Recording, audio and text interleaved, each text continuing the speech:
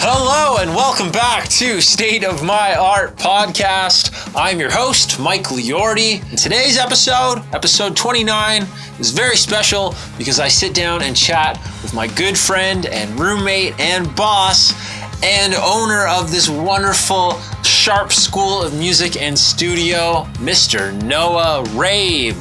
Noah has so many incredible things on the go right now. He recently became a father.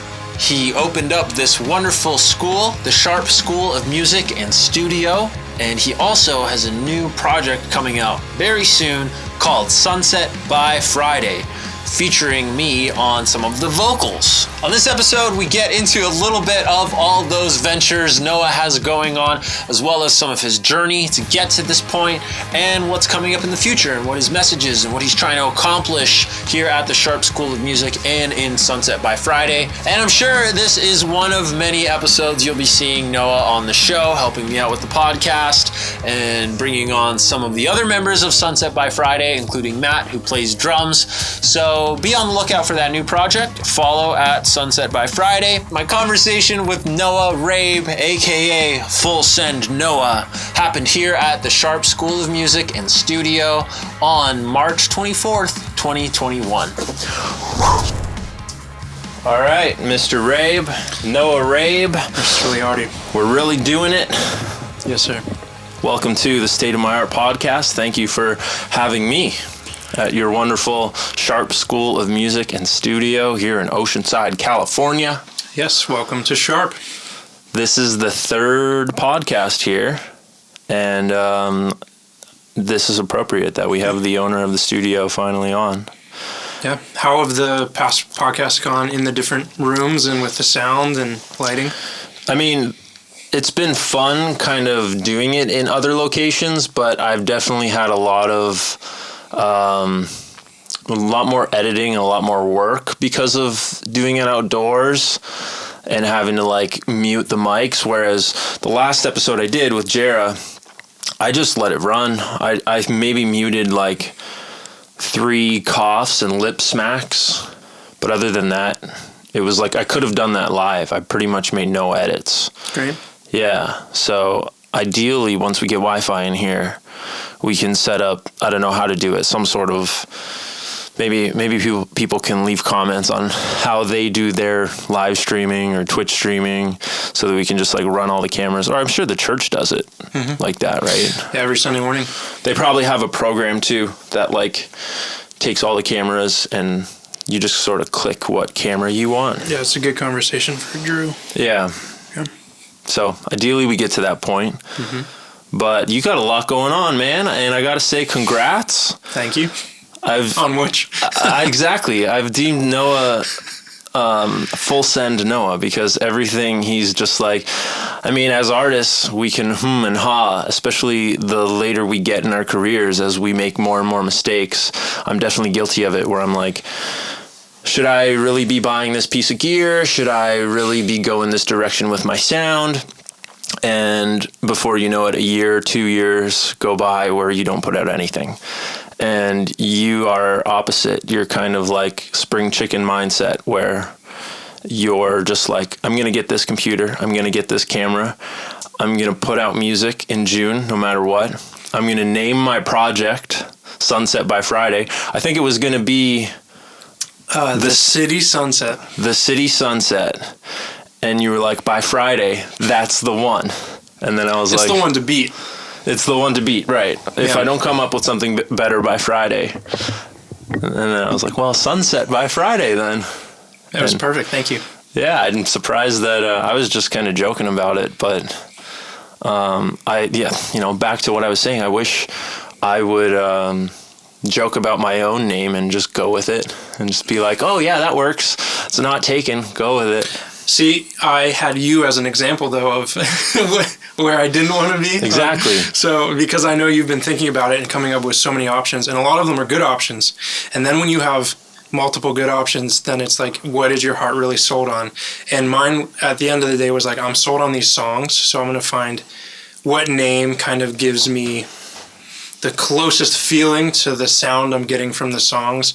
And Sunset by Friday has a nostalgic, like deadline, something that is either ending or something that's reminiscent. And I think that with the songs that I'm writing and kind of the story that's woven into that for this EP, Sunset by Friday was perfect. So thank you for accidentally spewing that out.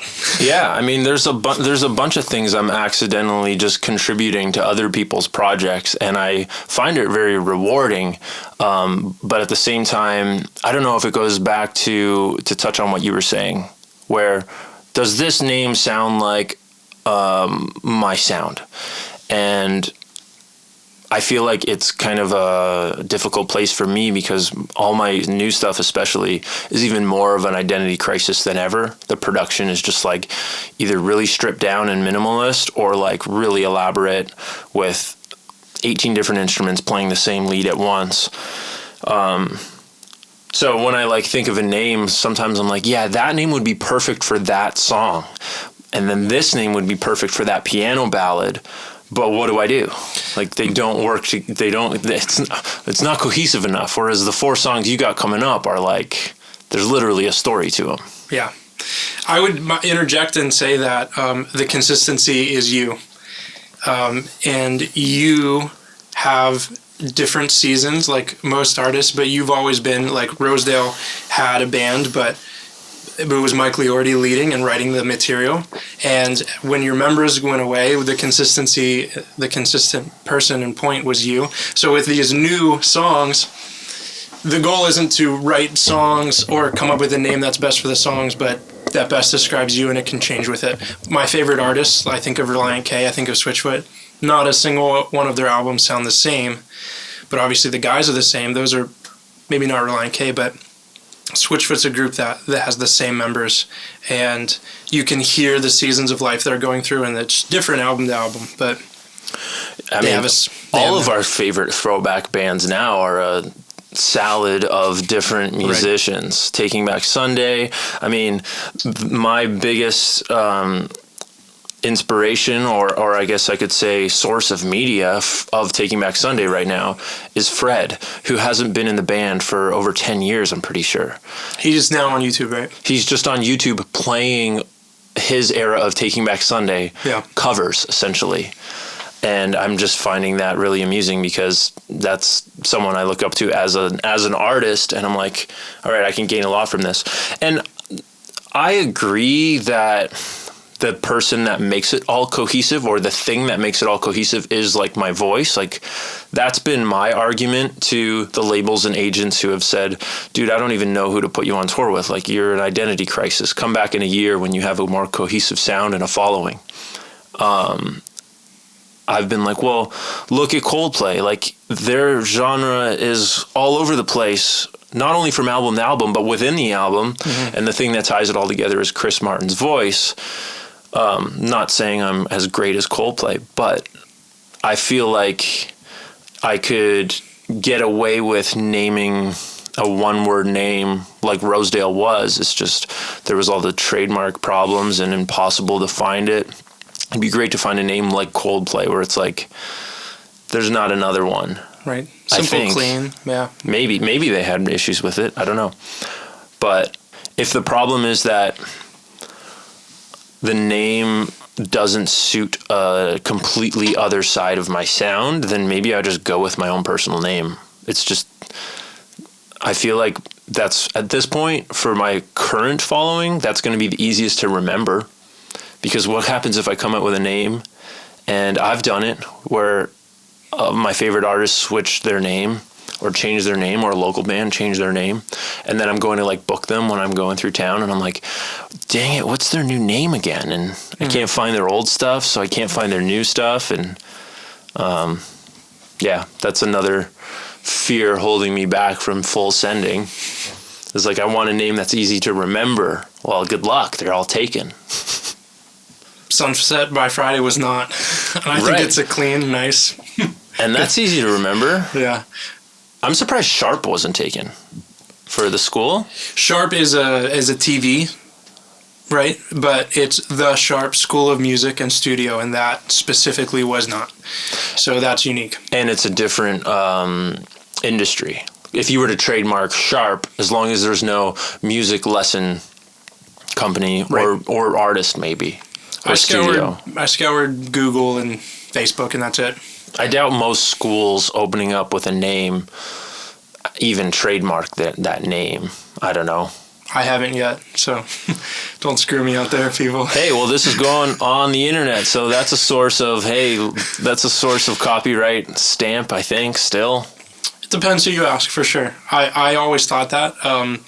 I would put out music and say, okay, it's on Spotify with my name, so if anybody does it after me, I can at least point and say, here are the dates that I wrote and recorded these songs. And I don't know if it'd hold up in court, but it would certainly hold up in just public opinion. Yeah. Right? And perception. Yeah, and at least make people go away if they search it and see. Yeah. And there's already a website, and there's already, yeah. I still haven't seen the website. I got your email letter yesterday. Great. That looked good. First newsletter, yeah. First newsletter. Yeah. How do you do those? MailChimp? I typed it up on a Word document and pasted it into email. And that was it for the first one. I do want to add photos and little like inserts, and that will definitely be the route, because I know you can paste different graphics within those, and it looks a little more professional. But as the community is just starting out, I wanted to just give it a go with clear message words, and thank you for reading it. And you just pasted everybody's email address in the CC? Or? Yeah, so through the pay portal that we have here at the school, we do a subscription-based lessons and studio time and so forth. So I have a couple students who they pay for 1 hour a week, and they come in 4 times. Sometimes there's 5 lesson days in the week, so maybe there's 5 Mondays like there was this month. And they'll come in, and I'm like, okay, we have the hour. For younger students, it's very much so school learning concepts, learning how to play. For some of my older students who have a pretty good grasp on theory and can play well, I let them come in and they'll say, hey, I'm working on this song. Can you help me with it? Or I want to get started on making a scratch track to eventually record this song. Or can you help me with a chord progression for this melody? And it's really just them coming to create and me assisting and tutoring and mentoring them through that process. So that's my favorite part of owning this place and running this place is when I was their age, when I was in high school, I didn't have anything close to this. Mm-hmm. I didn't even know how. I didn't have a laptop. I couldn't make home recordings. I didn't have iMovie or friends that did that. So when I was writing songs, it was, here's my song notebook. It has the lyrics, it has the chords in it, and someday maybe I'll record some of these songs. But I wasn't able to capture any of that. And there wasn't really anyone saying, who has made the mistakes. Like you were mentioning earlier, like we've made mistakes through our career, which has, one, sharpened us and made us better and taught us, all right, I'm not doing that again.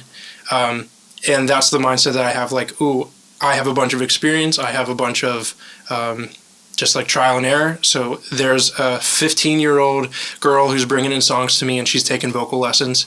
I can give her a lot of information, a lot of help, and now we have the resources here. And I think it's cheap. I mean, I know how much money my parents paid for just vocal lessons. Yeah. Like $50+ for an hour with a professional vocal instructor. I went to school for vocals and theory and guitar. So the fact that I'm offering $50 for an hour and they can record and they can write and they can do all that, I think it's hopefully something that will catch on and will continue to grow. We're up to 24 students in the first month and a half. Yeah, for sure. And I find it interesting that you're taking a subscription approach like everything these days. Yeah. But it kind of makes the most sense for a lesson center because, I mean, there's subscriptions now, obviously, for streaming music, for Netflix, and now there's subscriptions to get rid of your subscriptions to find out how much you're paying in monthly subscriptions. I can't remember what it's called. I saw a commercial for it. Yeah, I'm like, man, some people are paying $2,000 a month in subscriptions for, there's no way you could even use all that. But with music lessons, like, you're, what's the word? You're accountable to show up to your lessons anyway because you're scheduling time. Yep. So you may as well pay for that on a subscription basis, and it keeps it consistent for you. It's harder to cancel a subscription, which is why everyone's doing it, which is why shampoos are doing it. Like, you may as well just keep it coming in. It's easier to not cancel. But for lessons, it makes sense because it's like, you got to show up anyway. You may as well run it on a subscription. And because you're doing it monthly, every 3 or 4 months, you get a free week. Essentially. Right. We don't want to change the costs. We think that'd be extra hassle. And one of the reasons we're doing subscription is because I'm not an accountant. I didn't go to school for that, but I'm wearing a bunch of hats as we're just getting started and I'm teaching lessons. I'm running the school and everything. So with everyone paying the first of the month, I don't have to chase down people. Yeah. And it's an automatically reoccurring thing. And frankly, the parents and the families love it because they don't want to have to remember, oh, there's another bill I have to pay. And it keeps it, super consistent on the books. And it's really cheap what you're charging, especially with the inflation going on right now. I remember my parents paying a good $60-$70 an hour when that was probably equivalent to nowadays $100 an hour. Yeah. Yeah. And for students that are like under the age of 13, I don't encourage the hour, so we offer $25 for 30 minutes. Right. This is just directly an ad. Sign up for lessons. Hey, but we need it. I've only got 2 students right now. Anyone wanting to learn how to play guitar, drums, bass, keys, sing? Yep. I mean, even if you're not in Oceanside, we can Zoom, right? So yeah, we're offering Zoom. Little inconvenient until we get the hardwiring of the Wi-Fi in, but hopefully within the next 2 weeks. Yeah, but I can do it out of the garage. I've been living in Noah's garage, loving it. Got a nice little setup in there. Yeah, we're doing life together for sure. Yeah, full send Noah. Noah's just like, I remember not even a year ago, you were like, I guess a little over a year ago, hey, me and Jess are thinking about getting a dog or having a kid, either one or the other.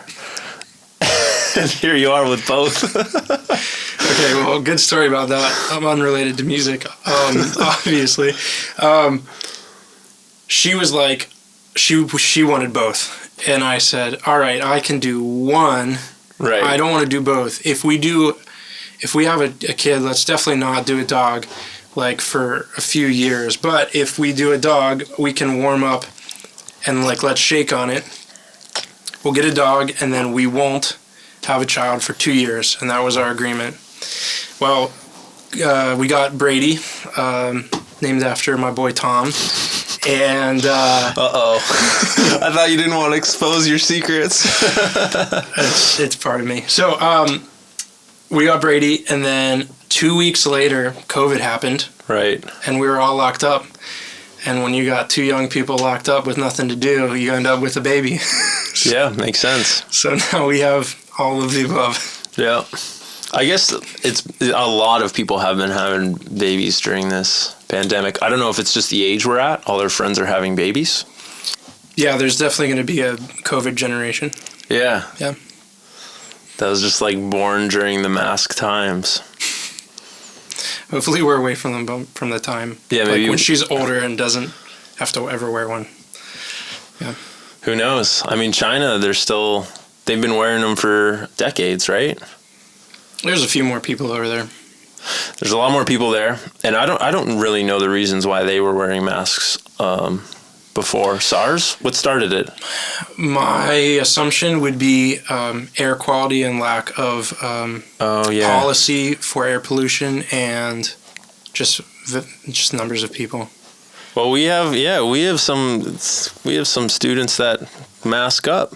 Jonah wears a mask. Yeah, and it's still weird for me to remember. I remember when we were recording in LA where it's like, you got to wear a mask on the sidewalk. Mm-hmm. And I went into a Starbucks and you guys were all in there. And I think I went to grab my camera, my keys off someone. And they flipped out. You got to have a mask on. This was in like July.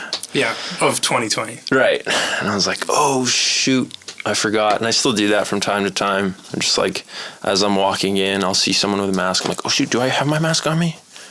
So I just keep a mask in every pocket so I never forget.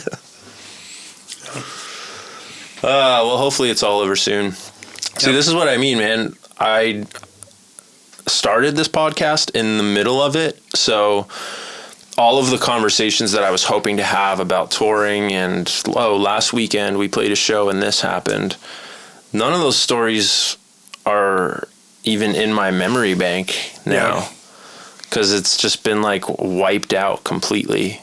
That's the like biggest thing that COVID's done for me, is like wiped out my regular life, which was going to the gym, showering and like getting ready for a show at the gym. Mm-hmm. Can't do those.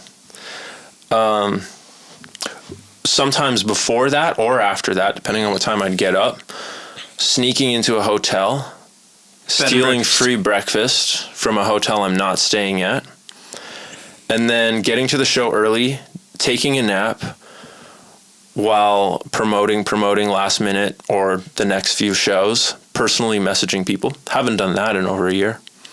And then getting up and setting up a crap load of gear and playing to 5 to 200 people.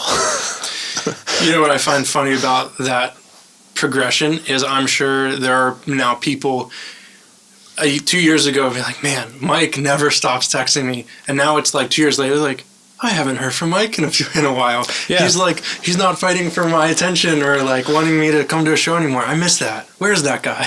Yeah, I've been getting like a lot of random apologies from people that I've either hurt, girls, and friends that have just been like, hey, sorry I never got a chance to come out and see you when you came to town. Like, I feel really bad about that now. And it's like bittersweet, because I'm like, I told you. And I'm also like, oh, well, it doesn't really matter now, because I'm changing the name and I'm starting over, so I'll let you know. And now I'm of the mindset too, where I'm like, I mean, that was definitely a dark side of me that I didn't want to be, where I had to like personally hound people to come out to the show or buy a ticket. I had to do that so many times. And that was another reason I wanted to like step back and do it right and just kind of build a brand that is magnetic without forcing. I mean, that's really hard these days because there's so many people fighting for attention. I think the podcast is a great lane for that, because you are promoting others. And at the same time, you're the host. You are creating that brand and the conversations, where they go and the things that they talk about. And I've noticed in a lot of the podcasts, your guests are asking you questions. So that gives you a time to be like, hey, it's like, I'm not bringing this person on for them to ask me questions. But at the end of the day, a podcast is a conversation and a back and forth. So you're propping them up and they're going to prop you up. It's great. Yeah, it's been surprising, because obviously I expected that from artists who have a smaller following than me and are like not very big. But even when I've brought on the odd guest that's got a bigger following than me, I'm expecting me to interview them, ask them questions. I don't know if it's because I forget even things that I want to ask, but like Chris from Hawthorne Heights had so much to ask me, and I was like, dude, I didn't even know you. It always surprises me that he even knows me, or some of the other guests that I'm trying to get on, because I know that they know me now. Mm-hmm. That was always a surprising thing. Because like I said, I'm really only playing to 5 to 200 people. How are these big guys even remembering me? I guess my height helps. But yeah, I just like to be at a place where people are asking me for tickets. Agents are asking me to sign with them. Mm-hmm. Instead of me going around emailing and following up and, freaking out that I'm getting no responses from anybody. That's a cool question and place to maybe segue where I can ask you a question. Sure, yeah. So, advice for my project. I've been working hard on these songs for the writing process for these songs actually started like 3 years ago. You have been full sending on these songs, yes. But 3 years ago was the first time I wrote one of them that's going to be coming out. Right. So it's been an over the kind of a long haul, but I now have set a date. And yes, the lyrics and the songs are written. Production's still in process, but my question for you is, do I just release them? Or since I have a full batch of songs and I have great content surrounding it, so we're doing a music video for each song. There's 4 songs. It tells one story. Do I send that full package out and see what kind of response I get? Or do I just say, forget that, let's go full DIY and release them? From my experience, I would say get all your eggs get all your ducks in a row is the expression I was going for. Mm-hmm. Have videos ready for each song. Have the 6-second Spotify vertical videos ready to go. Yep. Have the back content of you talking about the parts you like. We were talking about that with the band the other day. I have to say the band because I don't want to release it yet because on this exact point, you want to have everything. You want to have your merch ready to go. Mm-hmm. So to that being the goal, so that you can present it to somebody and be like, "Hey, I've done all the work. You guys don't really have to invest anything other than to help me promote." Or oh, you're saying like for the people who are contributing to the project. Right, potentially. So if I wanted, so I have fully no expectations to like sign a contract with a label to release these. Yeah, sure. All DIY. Oh, but you're saying like reaching out to labels and saying, "Hey, I've done all the work. If you like this stuff, if you're interested in it, would you partner with me in the release?" With that, I guess I take it back. Do it anytime you want to send anything. I guess make sure that the song is ready, mm-hmm. but you kind of got to expect that they're only going to listen to 10 seconds of it, unless it has some sort of captivating video with a captivating message that's on brand with what their label is. Which, I mean, I guess I don't really have any good advice for how to do that because I've never been good at that. Like, I've never been... okay, this label has bands like this, so I'm going to make my sound and video match that demographic that they're with, like Victory Records, and then give them another piece of content that they can profit off of. That's all they want. Mm-hmm. It's a business. So you kind of have to do the back work to figure out what labels are looking for stuff like this. So maybe what label is Laney on? I think they're already up to like Capitol. Sure. So they're at a place where they definitely started at one that was very probably indie pop, and then because they uniquely got such a huge following all over the place with no radio play, it was all Spotify. Everything's a viral success if it's a success. Yeah, right. It's pretty much DIY anyway. Right. So now, but they're at such a place where they're not necessarily looking for, they can be whoever they want to be, basically. Which that's what I did with these songs. I wasn't aiming for anything. I wanted to write cohesive songs. I wanted to do something that was separate and different genre-wise from the project we're a part of. Mm-hmm.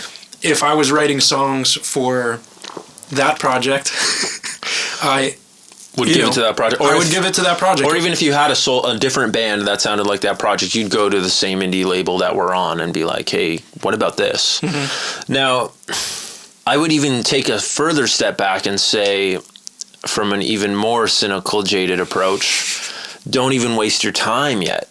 Just keep doing what you're doing, spending the time making the content, not for them.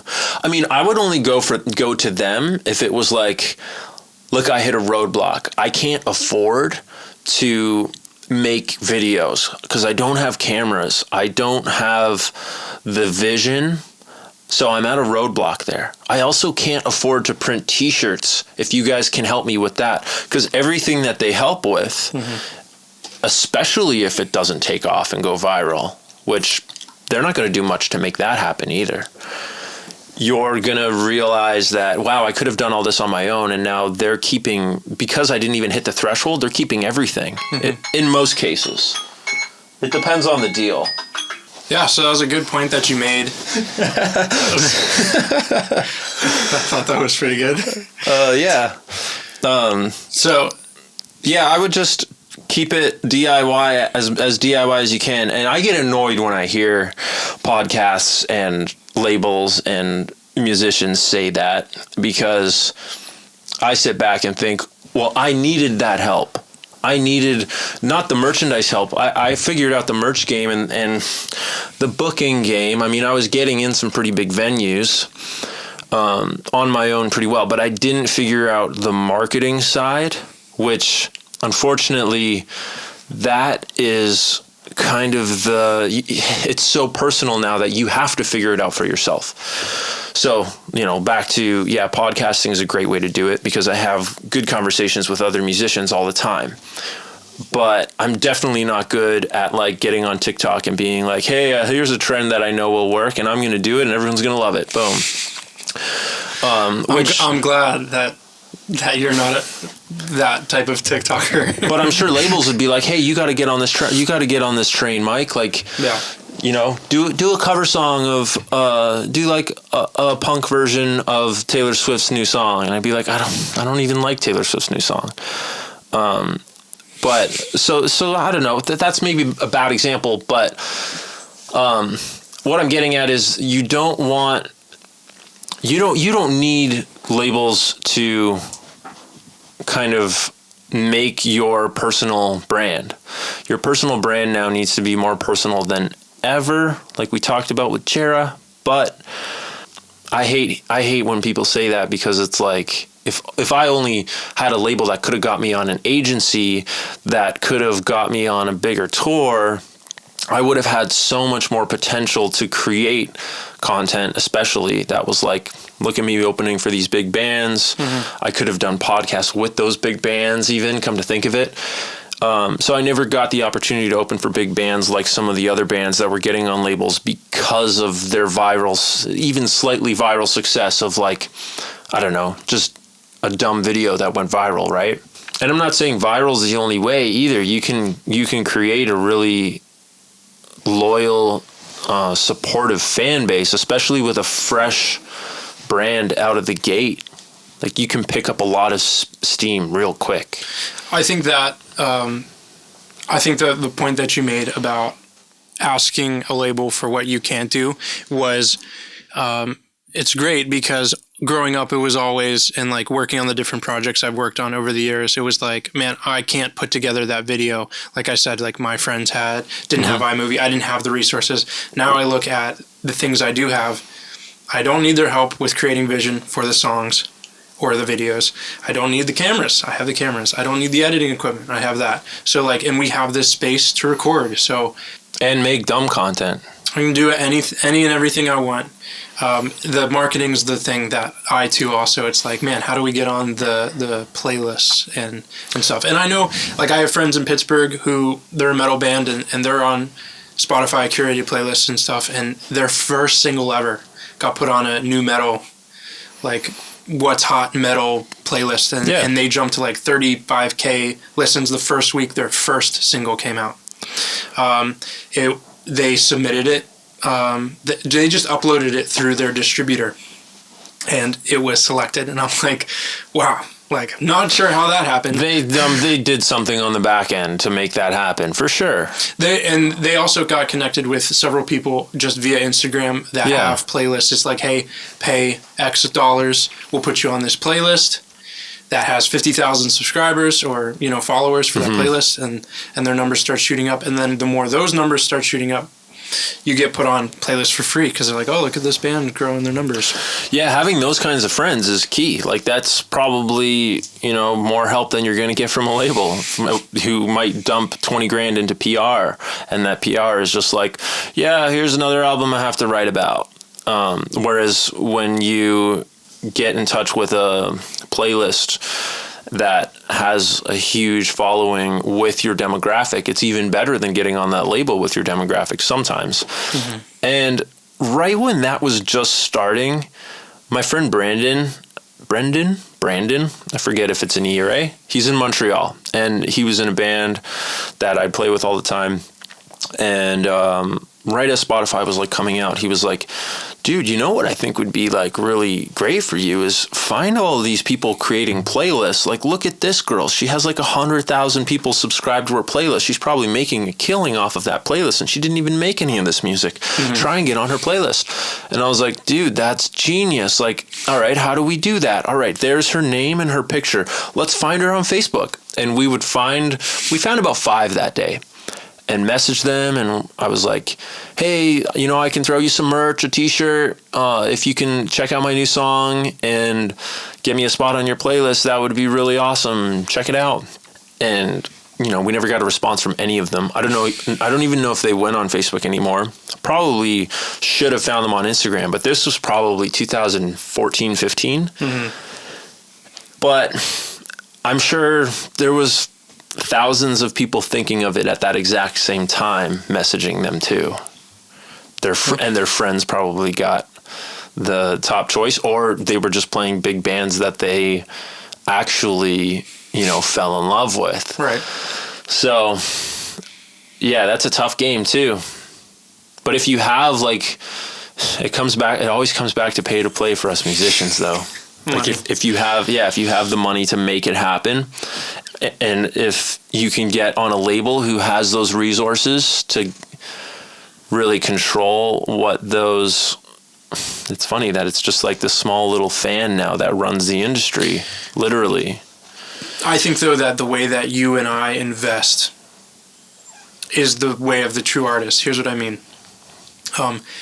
We do have the money, but we're spending that money not on the marketing, but on the content creation. Right. I'm spending my money on the guitars, the equipment, the things that I'm going to use every single day, and the things that are going to help inspire me to write better songs, to create videos, to edit those videos, because I want to be in control of my vision for my stuff. If I didn't buy all those things, hey, I got a chunk of change I could put to get these songs played certain places, but I'm not investing there. I'm investing in the creation of the art rather than the promotion of that art. But right. there should probably be a balance. There's got to be a balance. Independent people start moving in like, okay, I'm going to say I got like $10,000 for this project. Can I record it with 20%? Because realistically, we should probably be spending 80% on putting it out there, getting on these playlists and running ads for it on Instagram and running ads on YouTube. There's so many places you could start spending that money. That is scary for me to throw money at something so immeasurable. Yeah, exactly. Guitar, you have something in your hand. You're like, I got this nice piece of wood. I can resell it for more later sometimes. Yep. Whereas a lot of digital gear, that's not the case. Keyboards are frustrating. But I'm getting off topic. The SoundCloud rappers, like, they know how to do it. They'll put $500 aside to get a featured rapper. Jera was on here last time talking about how I love the rap community, like really collaborates. No, the small guys pay the slightly bigger guys $500, and it makes sense. And that's business. That's smart business. Whereas, I agree with you that we're doing it the real way. And there's a small niche of fans who see that and appreciate that out of us. Most of them are musicians or fans that have seen bands make good content and bad content, and they tend to like what we're doing. But man, I think a lot of labels would probably look at guys like us and say, oh, that is someone with what's it called, shiny object syndrome, where it's like, oh, I need to have these nice things and and have the best gear, whereas they're like, no, build the following and invest in your business first, and then you can get all the toys. Like, that's the way they look at it. Whereas we look at it as tools. Yeah. Which, you just gotta find a balance. And I think that's kind of one of the things that I've learned over the years and have become a little more, like I'm gonna think about my purchases before I do them, because it would be nice to have a nice bank account ready to go once these songs that I'm making off of a small budget are done. So I'm finally like taking that rapper approach a little bit. I went the route of get my own studio, can record and not pay anybody for that time. Right. Record it myself. Yeah, and VSTs help too. Like that's what I mean is that's essentially that's the rapper route, I'll call it. And I mean, you're also reaching out to have friends work on your project, featuring. Yep.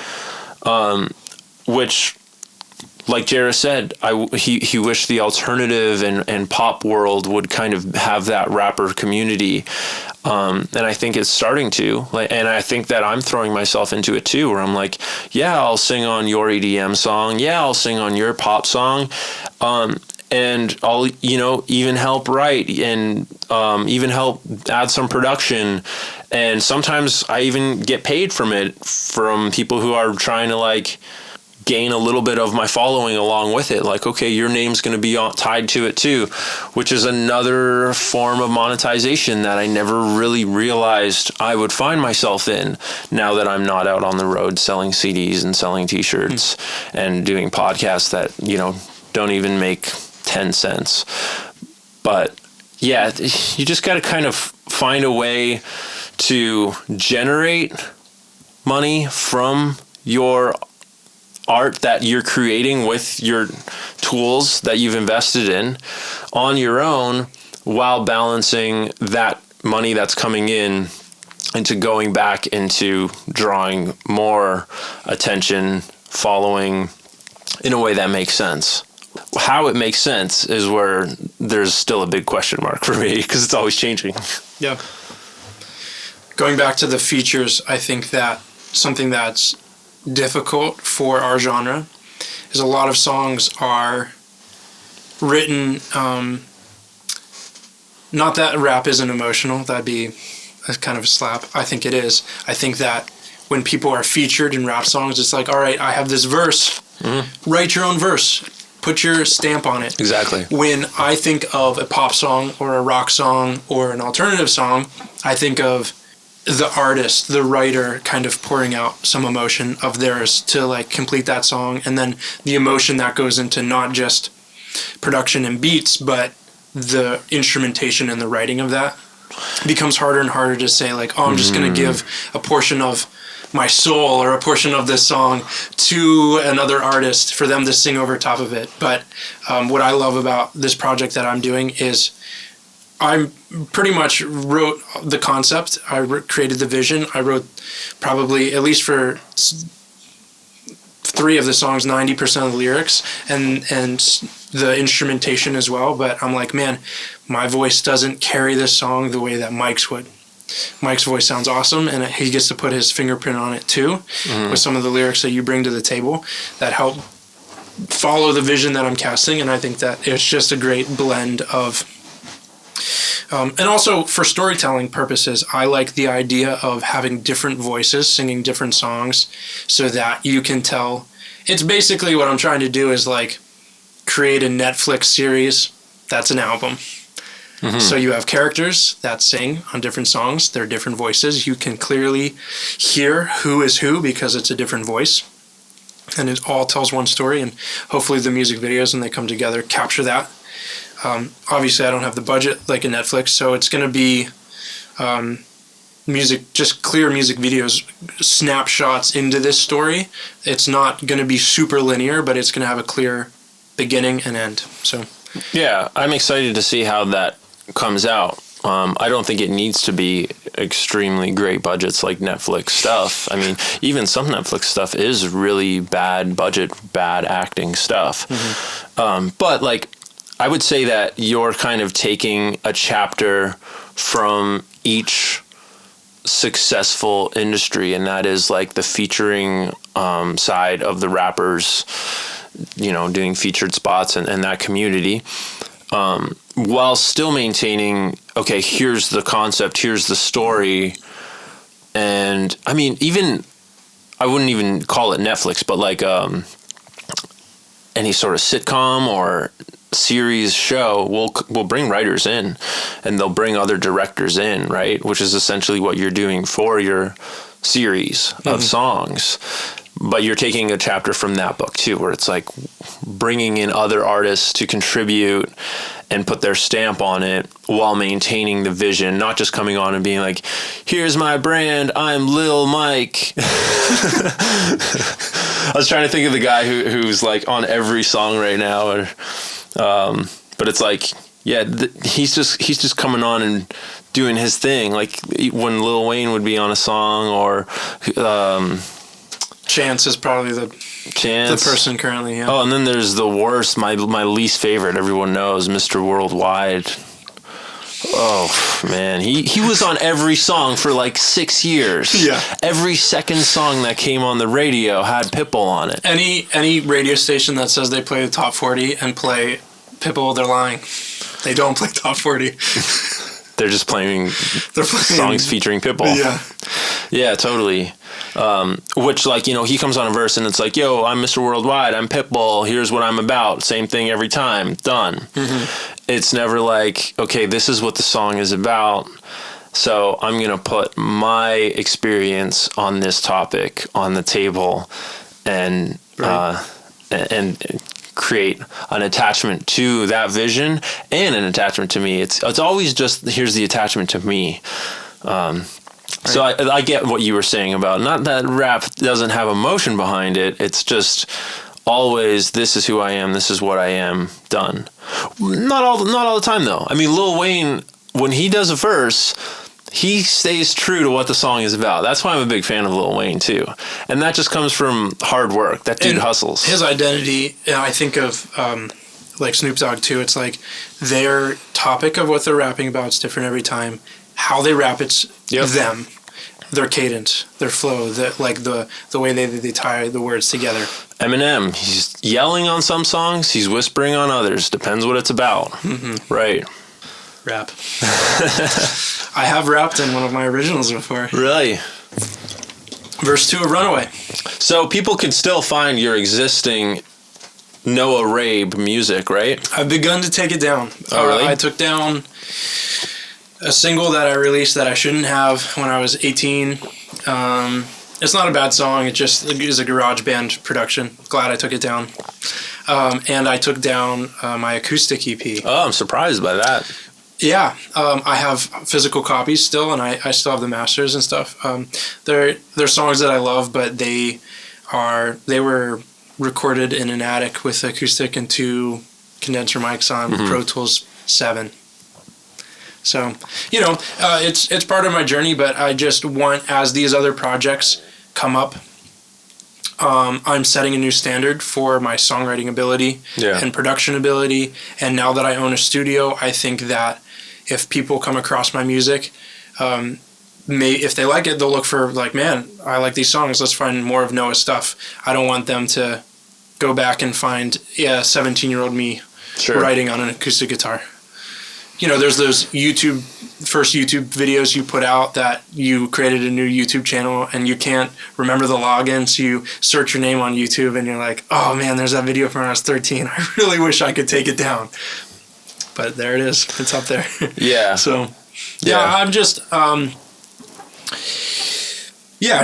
trying to clean up a little bit of the things that I'm really proud of. I am proud of the songs that I've written, and they were great for a moment in time, and that moment in time is coming past. They captured it, and I'll actually even say that my acoustic EP sold more copies than my full-length album.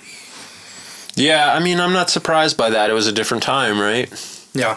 It was a few years before your more pop sounding. It was just, there was more sales back then. Yeah, I think about when I released that 7-song EP in February of 2014. Yeah. It was my first, I graduated high school in 2012. There were songs that I had a collection of when I started writing, and then I recorded them and did really well on iTunes. And we were making more money on iTunes at the time because Apple Music wasn't a thing. Yep. So people were spending 99 cents per song. I was getting 60 some. And if you go on Apple Music, still to this day, or iTunes, that EP is ranked higher than my full-length album. And then people were even reviewing the albums back then. Right. Yeah, that had reviews. And physical copies, when I would play shows, there's just something nice about the packaging too. Clean, sleek sleeve with the image that tied really nicely with the acoustic sound. And I probably have 200 CDs left of the original 2000 that I bought. Yeah. So. Yeah, man, same. Like, Real came out in 2012, and I can't stand listening to half of that. But people still really are attached to online venting and Speechless and sometimes random others just because of the time it came out. And that was a time when you bought music. Mm-hmm. And I think most people would argue when you had to buy music, it was just a little more cherished. And when it was the only thing that you could listen to, you couldn't really stream anything else. It was like, all right, well, I bought this album. I'm constantly reminded to listen to it, or it's one of the maybe 100 albums in my phone or iPod that I can listen to. So you'd get more listens from it too, and then they're going to be more likely to buy another song by you that they haven't got yet if they haven't bought the full album. But most people would just be like, screw it, I'll pay $7.99 for the full album instead of $1 a song. So that was great. Those were the days, 2006 to 2014, I would say. iTunes sales were great, and now I just have like an insane list of 0.007, 0.007, 0.006, 0.007. Mine say 0.001. How are you getting up to 6 and 7? Maybe they hit download on the full album, and that's how you get that fraction of a penny. Yeah. But I mean, I get it, and there's so many other ways to make money off music. It's just so much harder to get people to fall in love with your brand. And like you said, that acoustic, the packaging and the branding was so on point. And you've always been good at that, I can tell. So it goes to show how far that can go if you're good at that sort of thing. And I used to see it in the parking lots of Warped Tour all the time. Bands putting their album with a fish on the cover of it in a bag, like a fish, like a goldfish, and it's like, $10 you can get this goldfish album in a goldfish bag. Isn't that cute? Smart. Before you go in there, I know you got money on you. That band would sell like $2,000 a day. 200 CDs real quick, right? So clever, yeah. Yeah, and now we just got to figure out a way to do that online, I guess, especially when we can't go out on tour and play shows. That's what I think the video is all about. Got to make. I'm like, hey, I'm releasing 4 songs. It would be a waste if I didn't release 4 videos because people are going to listen to the whole song. There's a video associated with it, I think. Yeah, and all you're trying to get them to do is hit subscribe, right? Yeah. And yeah, they might. It's really hard to get people to share a song or share a music video these days too. But if they do, that is, another bonus. But you can't expect to be seeing your streaming bank, funding the project unless I don't know, maybe I'm wrong. Maybe you can get 1 million plays off of getting on a playlist that caters exactly to what your song does. Right. So, yeah, you just got to do that back end research. It's not fun. None of it's fun. It was fun when we would just book shows, play local shows, open for a bigger band, come into town, sell a bunch of tickets. That wasn't fun, but at least you're seeing friends. And then see your iTunes sales go through the roof. Those were the golden days, man. I had this really great opportunity in 2015. There was a big tour coming through Pittsburgh. That's where I'm originally from. And there's a venue called First Niagara Pavilion. Have you ever heard of it? No. It's just outside of Pittsburgh. It's big stage pavilion and then seating and then a huge field. And it's where all the A-list huge bands come through because it's outdoors. Yeah. They're not confined to stage AE or whatever. It's actually, I think, probably bigger than Heinz Field. Wow. Yeah. So Hillsong United. There was a tour called the Outcry Tour, which was like a church worship, church artists coming through.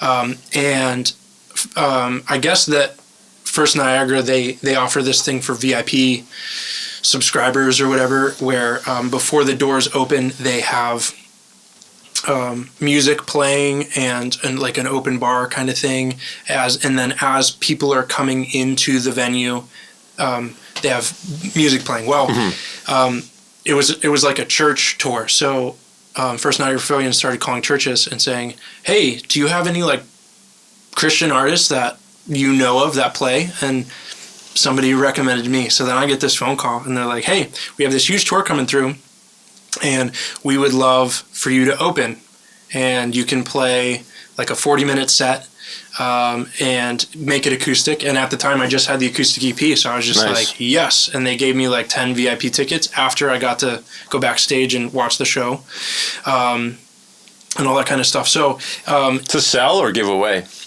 the VIP tickets? Oh, they were for me. So I gave them to friends and invited them. And I went and I played this event, and I took a box of CDs, a box of my like, just like I don't know how many like CD Baby give you in one box. And normally I prefer people to pay for it. Like you were saying earlier, when they pay for it, they're like, I invested into this, I'm going to listen to it, because why would I spend $10 and not listen? So that's why I don't like to give away for free. But I was like, man, look at the event that I'm at. Yeah. And so what I did is I went to probably like FedEx or something, and I made a decal that had my image on it, all my handles, and I printed like 200 stickers, and I put them on the back of every single one of my CDs. And then I finished my set. All these people are walking in, and then like I go to like backstage. I gave the CD to all the artists, and that was kind of nerve-wracking, because like I was 19 at the time, and there are a lot of artists that are like, man, these guys are about to play in front of 22,000 people. Sure. And then what I did is I went to like my VIP seats with that box, and I just CDs to every person there, and I saw the numbers on iTunes following that week go up, even though people had the CD. Oh, so you didn't go around selling them in the crowd after? I gave them away for free. Wow. Because I was like, hey, this was the market that I was going for at the time.